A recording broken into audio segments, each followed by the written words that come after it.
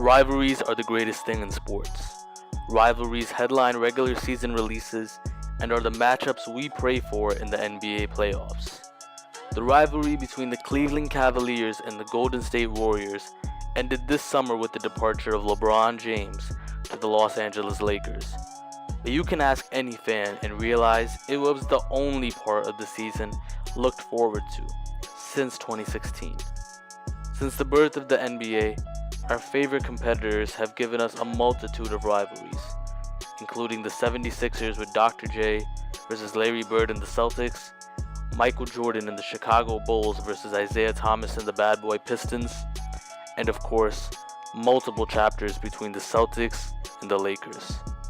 Despite basketball being a quote-unquote team sport, individual players and the storylines they carry with them will always be the main attraction, which is why the best rivalries, in my opinion, are between individual players.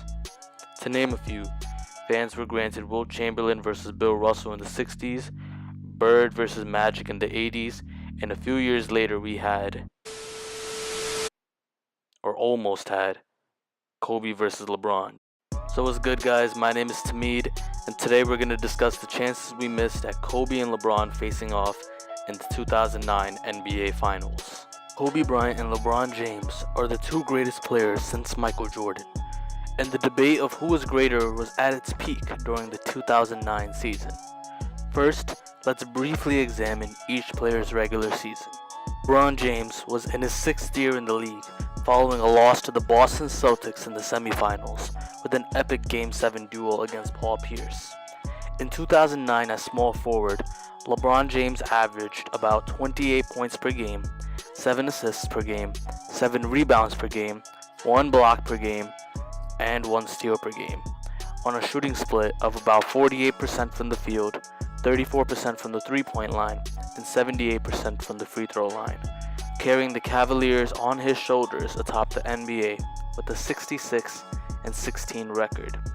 That stat line, his ability to score, his ability to elevate subpar talent around him, his defensive prowess, and his leadership helped him finish second in Defensive Player of the Year voting and win his first MVP award. He led his team in every major stat and was simply at his athletic peak. He was by far the most entertaining player in the league from night to night, with flashy assists and SportsCenter dunks.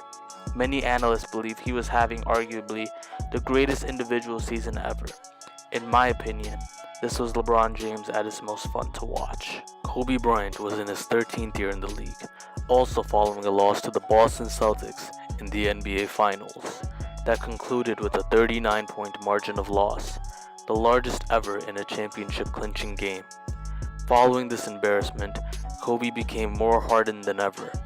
In 2009, at the shooting guard position, Kobe Bryant averaged about 27 points per game, 5 assists per game, 5 rebounds per game, half a block per game, and 1.5 steals per game on a shooting split of about 47% from the field, 35% from the three-point line, and 86% from the free throw line, leading the Lakers atop the Western Conference with a 65-17 record.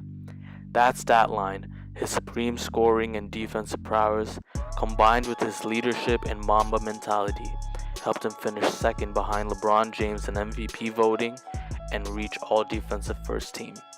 He led his team in scoring and was hungrier than ever to win his 4th championship. He was the most focused player on the court every night, an assassin that every team feared facing, particularly in the 4th quarter. Despite the gaudy statistics Kobe Bryant produced in past seasons like 2006, Kobe Bryant was truly in his prime in his 13th year because of his improved leadership and his trust in his teammates. Throughout the regular season, LeBron and Kobe both provided teases through highlights night to night of what a finals matchup would look like. The teases reached a peak when Kobe visited Madison Square Garden on February 2nd and dropped 61 points, the greatest scoring performance in the history of the arena. 2 nights later, on February 4th, LeBron James dropped 52 points, 11 assists, and 10 rebounds. Kobe or LeBron? You want Right now, LeBron James is the better player. He's the more efficient scorer. He's the better passer. 7 assists a game. Put Kobe on the Cavaliers. Put LeBron on the Lakers. but no way they're a contender to win the East. Put LeBron in LA, they're unbeatable. When it is time to know how to win a big game, a playoff game, my guy Kobe knows how. I don't know if he's going to make the free throws. I know Kobe's going to make the right decision, the right shot, that he's going to lead his team to victory. Their individual performances and team successes created the buzzing debate of Kobe versus LeBron, with all signs pointing towards a finals duel in the 2009 NBA Finals. While the NBA never publicly stated it, it's obvious that this matchup would benefit the league and raise great revenue and publicity. Nike, who has endorsement deals with both of them, unveiled a series of commercials titled Nike MVP Puppets, starring puppets of Kobe and LeBron bragging about their various accomplishments. It was a clear push by Nike to have their two greatest current athletes face off. See, for each one of these delicious chocolate chip cookies, there is an equally delicious NBA championship ring that you don't have. Kobe, I'm trying to... One for each chocolatey cookie. Move the cookies And off you me. gotta be hungry, LeBron. I'm talking about stomach growling. Well, maybe you should check your... championship ring display case. To top it off, every expert from ESPN except one predicted the matchup. So with the universe saying that the 2009 finals would be the Cavs versus the Lakers, why didn't it happen? To keep it a buck, LeBron let me down. Nah, I'm just playing. At first glance, it looks like LeBron didn't hold up his end of the bargain, while Kobe went to the NBA Finals. The truth is, LeBron carried the Cavs single-handedly. The Cavaliers were a weak offensive team that survived because of LeBron's ability to impact the game from end to end, and his ability to elevate his teammates. Cruising through the regular season and Eastern Conference was no issue until they met the Orlando Magic in the Eastern Conference Finals. Prior to the series beginning, the Cavaliers were expected to defeat the Orlando Magic, given that they only had one star in Dwight Howard, who was believed to be inferior to LeBron. Ironically, the Magic actually won their season series 2-1, so they were far underestimated. Folks didn't realize how deadly of a three-point shooting team the Magic were. Combine that with Dwight Howard's inside presence that the Cavs had no answer for, the Cavs were presented with a matchup nightmare. Dwight Howard would get doubled and kick it out to three-point snipers like Rashard Lewis, Rafer Alston, and Hedo Turkoglu. The team ultimately shot 40% from the three-point line. Outside of LeBron, the Cavs had no offense and no answer defensively. The Cavs went down in 6, when they easily could have gone down in 5 if not for LeBron's historic buzzer beater in Game 2. The Cavs were exposed of many deficiencies they had that LeBron masked throughout the season. While it's easy to blame LeBron, he did his part, having 49, 41, and 44-point games on his way to averaging a ridiculous 38.5 points per game on 49% shooting. But it wasn't enough. As for Kobe, while the Lakers didn't have a stacked team, they were the far superior team in the West, with a team-oriented offense constructed by Phil Jackson and strong defense which was ran by versatile and experienced players like Derek Fisher, their veteran point guard, Lamar Odom, the Swiss Army knife, Paul Gasol, who was arguably the most skilled big man in the game at the time, and Andrew Bynum, one of the league's most dominant up-and-coming big men. The Lakers cruised to the Utah Jazz in the first round in 5 games.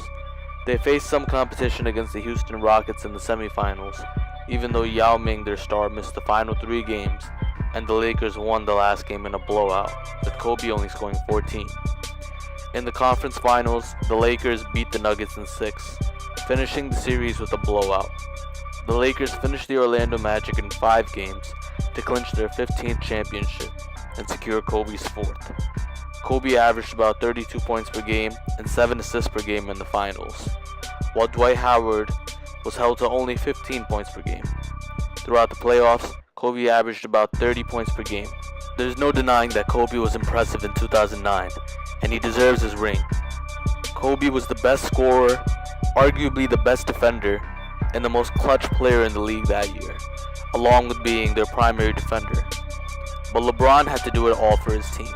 Every offensive possession was LeBron or bust. Kobe was the nuclear weapon of his army. but LeBron was the entire army. With that being said, if LeBron were to somehow carry the Cavs past the Magic and face Kobe in the finals, the winner would have been Kobe Bryant and the Los Angeles Lakers. Again, if the Magic weren't capable of exposing the Cavs' weaknesses, the Lakers definitely would have, because they were much stronger than the Magic, which they proved by defeating them in 5 games. They had more versatility, better offense and defense, and could match up with anybody on the Cavaliers. Lakers would probably win in 5 to 6 games. After this series, I believe Kobe would have been viewed by most as the greater all-time player over LeBron. Kobe versus LeBron is still a legitimate debate on the all-time list. However, LeBron is usually given the edge. I believe if Kobe had won this series, he would have gotten the nod by most, especially since it would have been another finals loss on LeBron's resume. LeBron would have been accused of choking in the finals after a spectacular season. LeBron might have choked in the 2009 finals like he did in 2011. If choking against the Mavs in 2011 was bad, this would have been far worse given who he's playing against. Even if LeBron performed well, however, he'd still be unfairly criticized because it was against the one player that rivaled his ability in the modern era. So that's pretty much it, guys. I wanted to make this video because growing up, Kobe and LeBron have always been my favorite players, and I've always debated with myself who I think is the better player.